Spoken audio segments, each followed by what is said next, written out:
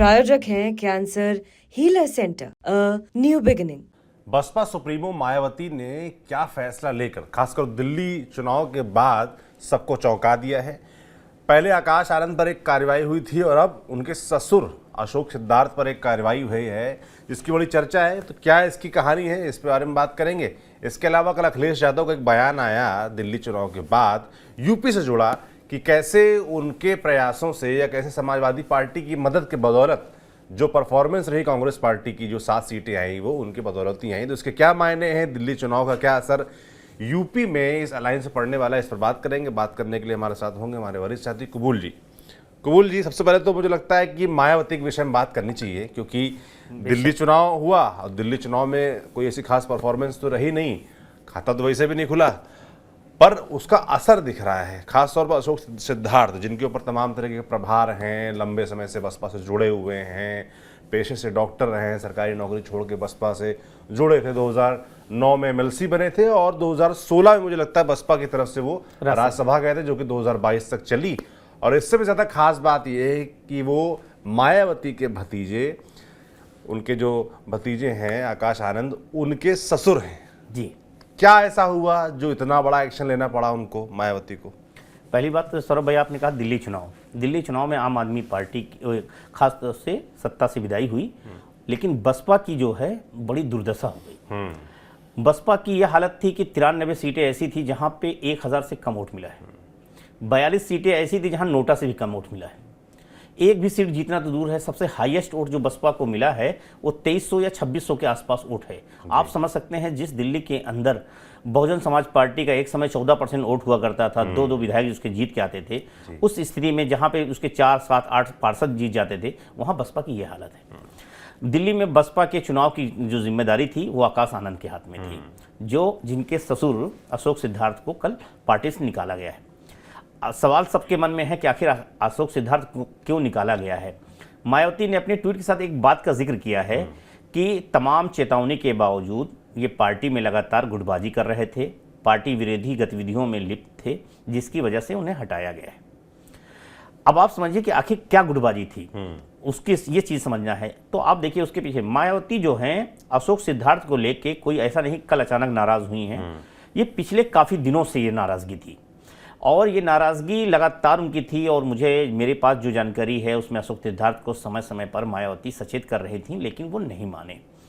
तो मुझे लगता है मायावती ने एक्शन लेके, अब ये है कि क्योंकि एक्शन जो है पार्टी मायावती अक्सर होता है, मायावती कब किससे नाराज हो जाए, किसको पार्टी से बाहर का रास्ता दिखा दे, ये कोई नहीं जानता। लोकसभा चुनाव के दौर याद करिए, आकाश आनंद कितने उनके भाषण वायरल हो रहे थे बीजेपी के खिलाफ, कांग्रेस के खिलाफ, अन्य पार्टियों के खिलाफ, और अचानक से उनको एकदम शंट कर दिया गया, शांत बैठा दिया गया, एकदम वो फ्रेम से गायब हो गए थे।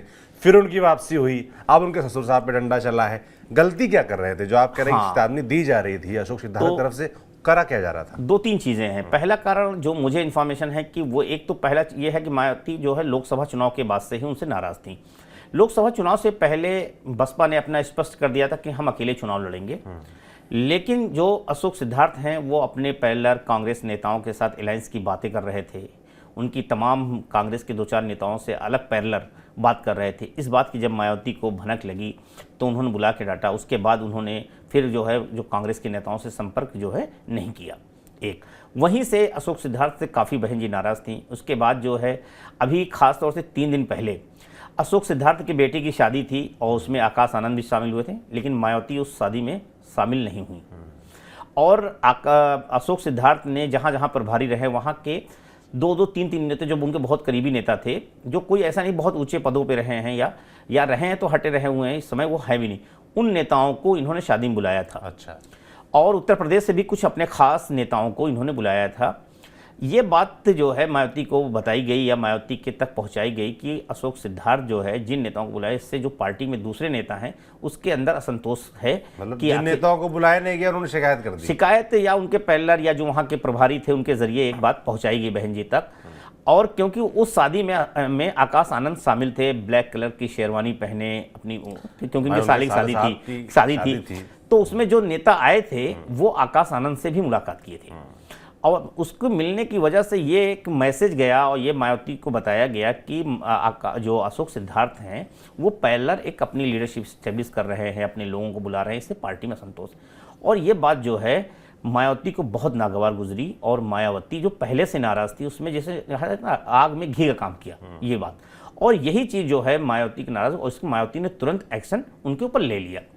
इसके पीछे की एक और भी बड़ी कारण रही है कि आप देखेंगे कि आकाश आनंद उनके दामाद हैं अशोक सिद्धार्थ के, निश्चित तौर पे उनकी तरह से वो हैं, लेकिन मायावती को ये लगता है कि आकाश आनंद जो हैं वो कहीं ना कहीं जो उनका अपना राजनीति करने का तरीका है उस राजनीति पे ना चल के वो अलग तरीके से राजनीति करते हैं। हालांकि आकाश आनंद क्योंकि युवा हैं, उनकी राजनीतिक समझ अलग तरीके से है, लेकिन ऐसा नहीं है कि वो बहुजन राजनीति या बसपा की राजनीति से हैं। क्योंकि आकाश आनंद के साथ एक और बड़ा सवाल है कि सौरभ भाई वो किसी कैडर से, बसपा के कैडर से निकले हो नहीं, वो उस घर में उस अपनी जो बुआ है उनकी उंगली पकड़कर बड़े हुए हैं, उनकी छत छाया बढ़े हैं, काशीराम के सानिध्य में जब उनके यहाँ आते थे उनके साथ रहे हैं, तो वो देखे हैं, तो उनकी चीज़ों को समझे हैं। वो भले ही कैडर में नहीं निकले लेकिन वो समझते हैं।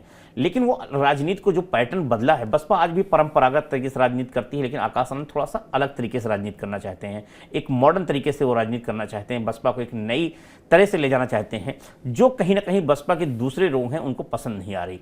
और ये कहा गया कि जो आकाश आनंद राजनीति कर रहे हैं इसके पीछे अशोक सिद्धार्थ की अहम रोल है, और ये अशोक सिद्धार्थ के माइंड सेट किया जा रहा है। मैं भी कहीं की एक रिपोर्ट पढ़ रहा था तो उसमें ये बात थी कि अशोक सिद्धार्थ कहीं न कहीं आकाश आनंद का पार्टी पर होल्ड बढ़े इसके लिए लगातार प्रयासरत थे, इसके लिए लगातार लॉबिंग कर रहे थे, और ये शिकायत जो अन्य सीनियर लीडर्स हैं उनकी तरफ से मायावती को की जा रही थी। निश्चित तौर पे ये बात मेरे पास इन्फॉर्मेशन है कि अशोक सिद्धार्थ की कोशिश थी कि बसपा में, क्योंकि मायावती ने उनको अपना सियासी उत्तराधिकारी घोषित कर दिया था, और इस लिहाज से वो जो फील्ड सजा रहे थे वो आकाश आनंद के लिए सजा रहे थे, लेकिन जो पार्टी में दूसरे नेता हैं उनको कहीं ना कहीं अनकंफर्ट फील कर रहे थे।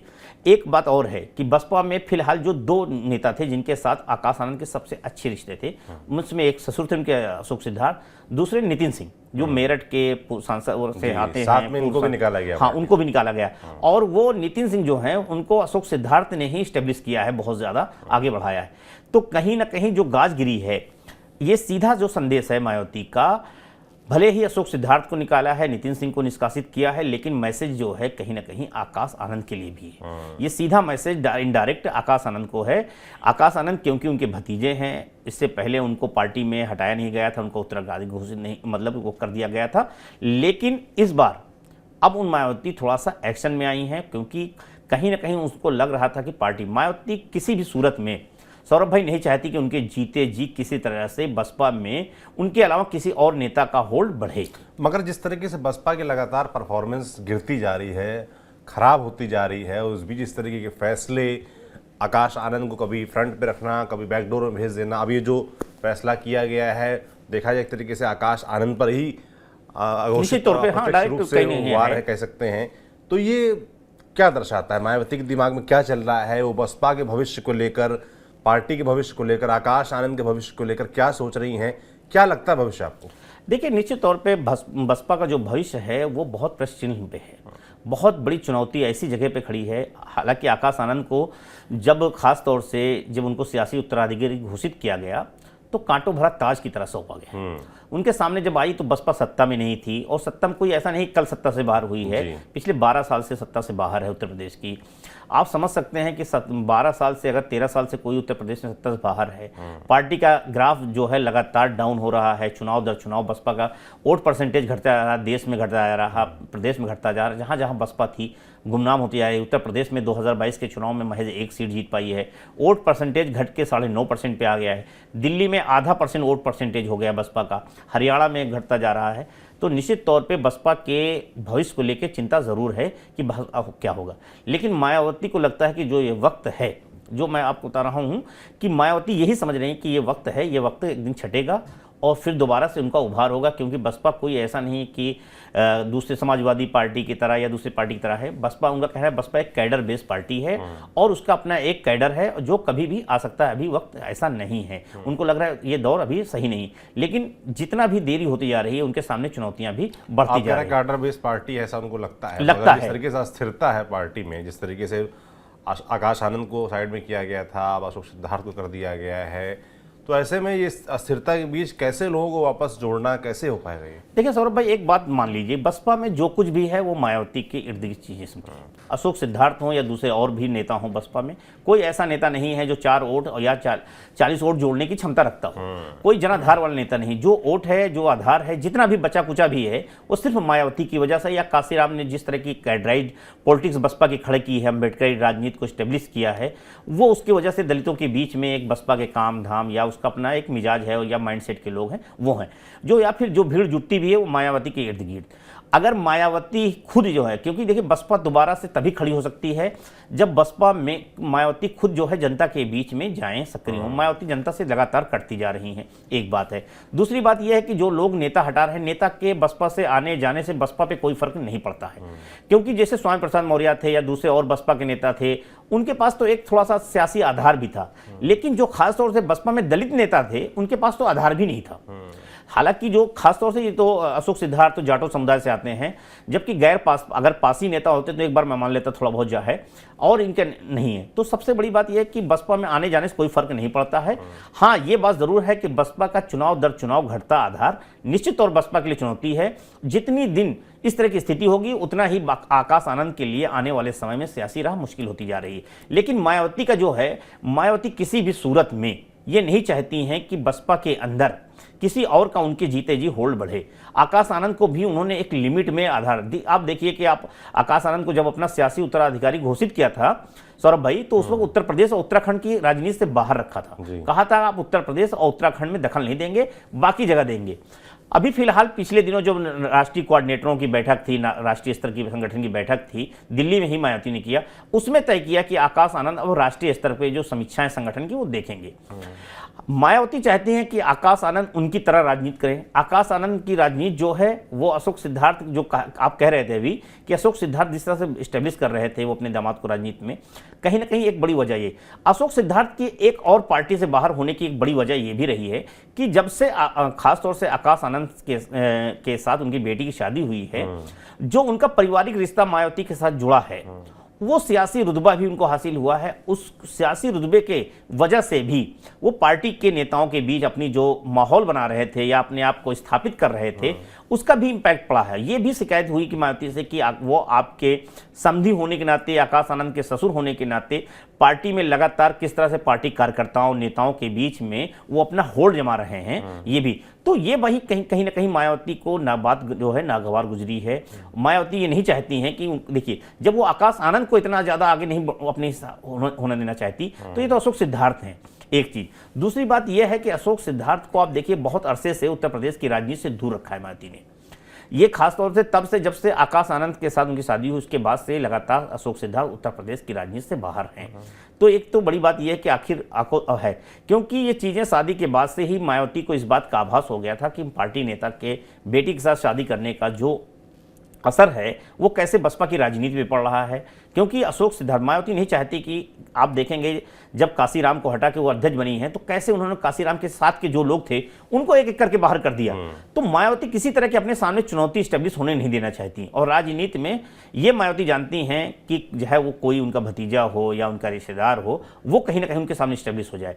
मुझे याद है लोकसभा चुनाव के दौरान जब मायावती आकाश आनंद को हटाई थी, उस वक्त उससे पहले उन्होंने दिल्ली में अलीगढ़ के यूनिवर्सिटी के कुछ छात्र नेताओं से मिले थे, और उन नेताओं ने कह दिया था कि अगला जो हम सीएम जो है आकाश आनंद को देखना चाहते हैं। ये बात मायावती को काफी बुरी लग गई थी, और बीच चुनाव में उन्होंने हटा दिया था। जो लोग कह रहे हैं आक्रामक भाषण है या उस तरह का है, वो नहीं है।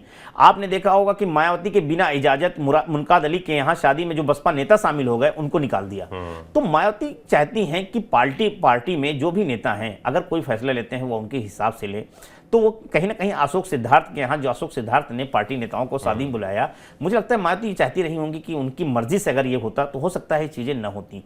अशोक सिद्धार्थ भी बहन जी के पैरेलल अलग चलने लगे थे, अलग अपनी राजनीति स्टेब्लिश कर रहे थे, थोड़ा सा वो हाई फाई पॉलिटिक्स में इन्वॉल्व हो गए थे, 5 स्टार पॉलिटिक्स में, व्हाइट कॉलर जो पॉलिटिक्स होती है उस तरह के अशोक सिद्धार्थ कर रहे थे। तो वो भी कहीं ना कहीं मायावती को थोड़ा सा नागवार गुजरे। दूसरी बात यह है कि जो पार्टी में जिस तरह की जिम्मेदारियां अशोक सिद्धार्थ को मिली थी उस पर खरे नहीं उतर रहे थे। खासतौर से जो वहाँ एक होता है किताब वाला खेल कि किताब का, तो अशोक सिद्धार्थ उसमें भी खरे नहीं उतर रहे थे। जहाँ जहाँ की जिम्मेदारी इनको मिली थी वहाँ भी पार्टी को बेहतर इस्टेब्लिश नहीं कर रहे थे। तो ऐसे में मायावती ने ये देखा कि खास तौर से जिस तरह से उनके रिश्तेदार होने के नाते रुतबा दिखा रहे हैं, उसके वजह से इनका पर कतरना मुझे लगता है ज़रूरी है। तो इसलिए मायावती समय समय पर अपने नेताओं के साथ इस तरह का एक्शन लेती रहती है। बिल्कुल, तो ये तो हो गई कि मायावती ने एक्शन क्यों लिया और पार्टी का भविष्य क्या रह सकता है। अब बात कर लेते हैं एक और भविष्य के बारे में, जो कि है इंडिया गठबंधन का उत्तर प्रदेश में, जिसमें अखिलेश यादव और समाजवादी पार्टी और कांग्रेस पार्टी साथ में थे। राहुल गांधी, यूपी के 2 लड़के फिर से साथ आए थे लोकसभा चुनाव में। अब दिल्ली चुनाव के बाद क्या समीकरण बदलेंगे? अखिलेश यादव को जिस तरीके से एक बयान बड़ा चर्चा में है, सोशल मीडिया पर आया, जिसमें उन्होंने कहा कि भाई उनकी पार्टी और उनकी वजह से ही जो कांग्रेस के सांसद जीतते हैं, तो उसमें उनका ही अहम रोल रहा है। तो इसका क्या असर होगा, इसको कैसे देखा जाए? बोलिए। देखिए सौरभ भाई, निश्चित तौर पे आप देखेंगे लोकसभा चुनाव के बाद से कांग्रेस और समाजवादी पार्टी के बीच सामात का खेल चल रहा है।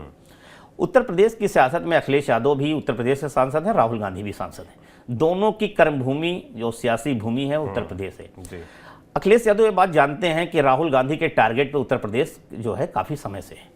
2019 के इलेक्शन से आप पहले याद होगा, जब प्रियंका गांधी उत्तर प्रदेश सियासी लॉन्चिंग हुई थी, तो उस वक्त राहुल गांधी ने एक बात कहा था कि मैं उत्तर प्रदेश में प्रियंका गांधी को प्रभारी बना के भेज रहा हूं, तो मैं 2022 के लिए ही भेज रहा हूं, उससे या 2019 के लिए ही भेज रहा हूं, ये तो मैं 2022 के लिए भेज रहा हूं, उससे आगे की मुझे बहुत लंबी राजनीति उत्तर प्रदेश में करनी है।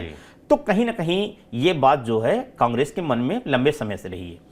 दूसरी बात यह है कि लोकसभा चुनाव में निश्चित तौर पर नतीजे आए हैं, जिसमें 37 सीटें समाजवादी पार्टी को मिली हैं, 6 सीटें जो हैं कांग्रेस को मिली हैं। कांग्रेस का कहना है कि जो उत्तर प्रदेश में समाजवादी या इंडिया गठबंधन का प्रदर्शन था, खासतौर से जो दलित और मुस्लिम वोट जुड़ा है वो राहुल गांधी की वजह से जुड़ा है, जिसमें खासतौर से दलितों पे कांग्रेस का फोकस कि जो दलित मतदाता आया है सपा के साथ, वो राहुल गांधी के चेहरे पे आया है, राहुल गांधी के संविधान वाले नैरेटिव पे आया है, वो अखिलेश यादव की पीडीएफ फार्मूले के जरिए नहीं आया है। एक बात। दूसरी बात यह है कि भारत जोड़ो यात्रा के बाद जो मुसलमानों में खासतौर से कांग्रेस को लेके थोड़ा सा वो रहा, वो छवि बदली है। राहुल गांधी की इमेज थोड़ा सा मैच्योर हुई है। जिस तरह से वो बीजेपी आरएसएस पे आक्रामक हमले करते हैं, उससे मुसलमानों के बीच में एक पैठ बनी है। उसका एक वोटिंग पैटर्न दिखता है। आप देखेंगे कि लोकसभा चुनाव से पहले जहां जहां राहुल गांधी की यात्रा गुजरी थी, वहां कांग्रेस का प्रदर्शन बहुत अच्छा रहा है। यहां तक कि दिल्ली में एमसीडी के चुनाव में भी जिस यात्रा से रूट से दिल्ली से गुजरी थी, उस इलाके में भी अच्छा खासा वोट जो है कांग्रेस को मिला था। तो कांग्रेस इस आधार पर कहती है कि जो दलित वोट आया, क्योंकि सपा के साथ दलितों का जो केमिस्ट्री रही है वो थोड़ा सा गड़बड़ रही है, उनका विश्वास जो है दलित समुदाय का नहीं होता है। लेकिन कांग्रेस जो है का कहना है कि मेरी वजह से वो समाजवादी पार्टी पे भरोसा किया है, इसलिए मिला है। अब अखिलेश यादव को लगता है कि नहीं, मेरी वजह से और मेरा जो कैडर रहा है उसकी वजह से, इसमें भी कोई दो राय नहीं है। उत्तर प्रदेश में जिस तरह का संगठन, जिस तरह के कार्यकर्ता समाजवादी पार्टी के पास है, वो कांग्रेस के पास नहीं है। चाहे वो रायबरेली का ले लीजिए चुनाव, चाहे अमेठी का चुनाव ले लीजिए या दूसरी जगह, हर जगह पे। लेकिन जब अलायंस होता है, दोनों कार्यकर्ता इसी तरह से काम करते हैं, उसमें न कांग्रेस का न सपा का। अलायंस का मतलब ही यही होता है कि दोनों मिलकर काम करें। लेकिन इसके पीछे का जो कारण है, दोनों ये बातें क्यों आ रही हैं? वो बातें इसलिए आ रही हैं सौरभ भाई, क्योंकि समाजवादी पार्टी और कांग्रेस की जो उत्तर प्रदेश में जमीन है वो एक है। कभी जिस जमीन पे आज समाजवादी पार्टी जिस सियासी आधार पे आज खड़ी है मजबूती के साथ, वो जमीन कभी कांग्रेस की हुआ करती थी। जो खास तौर से 90 के दशक में जो मुस्लिम मतदाता था 22%, जो आज समाजवादी पार्टी का कोर वोट बैंक बना हुआ है, वो कांग्रेस का हुआ करता था। दलित वोट कांग्रेस का हुआ करता था। तो आज निश्चित तौर पे अब समाजवादी पार्टी को ये लग रहा है कि कांग्रेस अगर कल के मजबूत होगी तो उन्हीं की जमीन पे खड़ी होगी। और ये चीजें कब दिख रही हैं? अखिलेश यादव का बयान कब आ रहा है? दिल्ली चुनाव के बाद आ रहा है। दिल्ली चुनाव में कांग्रेस का जिस तरह से आक्रामक चुनाव लड़ना और जिस तरह से केजरीवाल के हारने के बाद जो इम्पैक्ट पड़ा है, उसमें यह हुआ कि कांग्रेस की वजह से हार गई है। तो कांग्रेस इस दिल्ली के चुनाव में हारने का गम नहीं है, उसको केजरीवाल की हार की जरूर खुशी है। तो कहीं ना कहीं ये बात लग रहा है कि कांग्रेस जो है उत्तर प्रदेश में भी बहुत आक्रामक चुनाव लड़ेगी। ये कांग्रेस की स्ट्रेटजी का पार्ट बना हुआ है। 2024 के लोकसभा चुनाव में कांग्रेस ने सौरभ भाई अखिलेश यादव की शर्तों पर समर्थन कर लिया था जी। क्योंकि उस वक्त कांग्रेस को अपनी जरूरत थी, क्योंकि लोकसभा चुनाव था, उस वक्त राहुल गांधी को प्रधानमंत्री बनना था या कांग्रेस को सत्ता में आना था। लेकिन उत्तर प्रदेश में कांग्रेस का जो सेट लगा हुआ है वो कांग्रेस सत्ता में अगर आती है तो कांग्रेस सत्ता में नहीं आएगी, वहां आना है समाजवादी पार्टी को। तो कांग्रेस की स्ट्रेटजी है कि अगर उत्तर प्रदेश में सपा को सत्ता में आना है तो उनको हमारे सहयोग की जरूरत पड़ेगी ही पड़ेगी, तो हमको समर्थन लेना पड़ेगा। तो अब वो है कि कांग्रेस चाहती है कि लोकसभा चुनाव में जिस तरह से अखिलेश यादव ने शर्तों पे करके 17 सीटें हमें दे दी, वो सीटें दे दी जहां कांग्रेस 40 साल 45 साल से नहीं जीती थी, जहां जो अखिलेश यादव के लिए मुश्किल सीटें थी वो दे दी, उसमें से हम 6 सीट जीतने में कामयाब रहे भाजपा के सामने। अगर विधानसभा चुनाव भी ऐसे दिए तो हमारा प्रदर्शन खराब हो जाएगा। उन्होंने पहले से कांग्रेस ने तैयारी शुरू कर दी थी। लोकसभा चुनाव नतीजे आने के बाद ही कांग्रेस ने उत्तर प्रदेश की 160 सीटें चिन्हित कर ली हैं। वो सीटें ज़्यादातर जो हैं वो सीटें हैं जहां पे दलित मुस्लिम कम्बिनेशन बेहतर है। वो सीटों को लेके वो वहां पे बैठकें चल रही हैं। अजय राय एक राउंड लगा चुके हैं, उनके संगठन मंत्री अनिल यादव हैं, वो लगातार बैठकें कर चुके हैं और वो 60 सीटों पे अपनी एक्सरसाइज कर रहे हैं ताकि वो कल के जब अखिलेश यादव के साथ सीट शेयरिंग के लिए बार्गेनिंग हो तो कांग्रेस जो है अपनी मजबूती के साथ रख सके। इस बात का आभास अखिलेश यादव को भी है।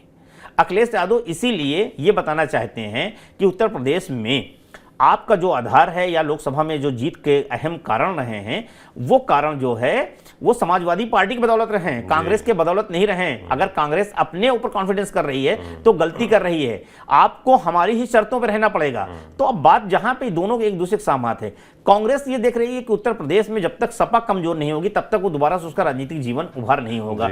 उसमें कांग्रेस के बहुत सारे नेता हैं जो ये चाहते हैं कि अलायंस बीएसपी से हो जाए। बीएसपी से अलायंस हो जाएगा तो कांग्रेस जो है समाजवादी पार्टी अलग थलग रहेगी और ट्रायंगल फाइट में दलित मुस्लिम केमिस्ट्री ज़्यादा मजबूत दिखेगी, क्योंकि 20% जो है दलित है और 20% मुस्लिम है, 40% हो जाएगा। 10% हमारा ब्राह्मण वोट है, 50% पे हम चुनाव लड़ेंगे। समाजवादी पार्टी की तरफ मुस्लिम न जाके फिर कांग्रेस की तरफ चला जाएगा और अगर कांग्रेस की तरफ मुस्लिम वोट जाता है तो सपा कमजोर होगी। जब आप कमजोर होगी तो कांग्रेस के उभरने के चांसेस ज़्यादा बन जाएंगे। ये कांग्रेस की मंशा है। अखिलेश यादव इस बात को बाखूबी समझ रहे हैं। अखिलेश यादव चाहते हैं कि अगर हम उत्तर प्रदेश में कांग्रेस को बहुत ज्यादा सियासी आधार दे दिए तो उनकी भी टेंशन हो जाएगी। लेकिन दिल्ली के चुनाव ने अखिलेश यादव की भी टेंशन बढ़ा दी है। कांग्रेस के हौसले बुलंद कर दिए हैं तो समाजवादी पार्टी के लिए टेंशन पैदा कर दिया है। इसीलिए दिल्ली चुनाव के बाद जो ये बयान है वो दिल्ली चुनाव के बाद का है।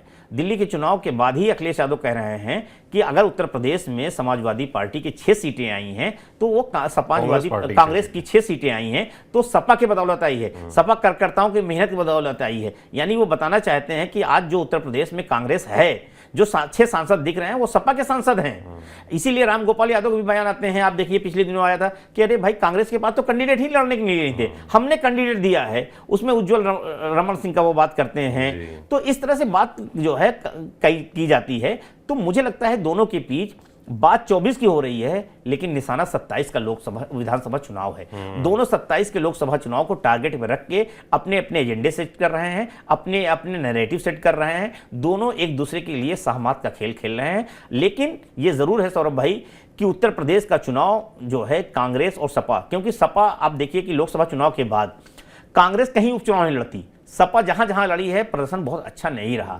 तो अब कांग्रेस के पास कहने के लिए मौका लग गया है कि अगर आपके बदौलत हम जीते हैं तो आप जो है आप अकेले लड़के विधानसभा उपचुनाव में क्यों नहीं जीत पाते। मैंने जब बात किया था उपचुनाव हो रहा था सौरभ भाई कांग्रेस के नेताओं से, तो उनका लड़के देख लें अखिलेश यादव वो कितने पानी में है, क्योंकि अगर लड़ेंगे नहीं हारेंगे नहीं तो उनको हमारी ताकत का एहसास भी नहीं होगा। जी बिल्कुल, ये तो हो ही गया उपचुनाव वाला। उसके बाद दिल्ली का चुनाव हो गया जहां आम आदमी पार्टी ने कांग्रेस पार्टी से गठबंधन नहीं किया। अब तमाम जानकार गणित गुणा निकाल रहे बैठ के, उसमें समझ में आ रहा है कि भाई करीब 14 सीटें ऐसी थी जहां कांग्रेस ने आम आदमी पार्टी का खेल बिगाड़ दिया। गठबंधन रहा होता तो शायद सरकार बन गई होती। इस तरह के दावे किए जा रहे हैं। तो कांग्रेस अपना दांव खेल रही है और अखिलेश यादव ने पहले से वार करना शुरू कर दिया। तो देखने वाला होगा कि सियासी भविष्य क्या होगा, खासतौर पर 2027 चुनाव के मद्देनजर। लगातार हमारी नजर बनी रहेगी यूपी पर और लगातार यूपी से जुड़ी अपडेट्स आप तक हम पहुंचाते रहेंगे। आप देखते रहिए TV9 डिजिटल। शुक्रिया।